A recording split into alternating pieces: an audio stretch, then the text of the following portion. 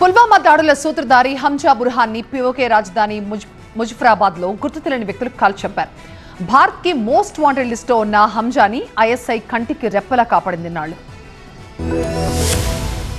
పాకిస్తాన్ లో పుల్వామా దాడుల సూత్రధారి హతమయ్యాడు. మోస్ట్ వాంటెడ్ ఉగ్రవాది హంజా బుర్హాన్ ను గుర్తు తెలియని వ్యక్తులు కాల్చి చంపడం తీవ్ర కలకలం రేపింది. పిఓకే రాజధాని ముజఫరాబాద్ లో గుర్తు తెలియని వ్యక్తుల మెరుపు దాడిలో హంజా హతమయ్యాడు. హంజా బుర్హాన్ పై కాల్పులు జరిపింది ఎవరన్న విషయంపై సస్పెన్స్ నెలకొంది. భారత్ కు చాలా రోజుల నుంచి మోస్ట్ వాంటెడ్ గా ఉన్నాడు హంజా. భారత్ లో జన్మించిన హంజా 2017లో పాకిస్తాన్ పారిపోయాడు. ఉగ్రవాద కార్యకలాపాల్లో చురుగ్గా పాల్గొన్నాడు. ఐఎస్ఐ రక్షణలో ఉన్న హంజా బుర్హాన్ ముజఫరాబాద్ లో ఓ స్కూల్ కు ప్రిన్సిపల్ గా పనిచేస్తున్నట్టు హంజాతో ఐఎస్ఐ నాటకమాడించింది.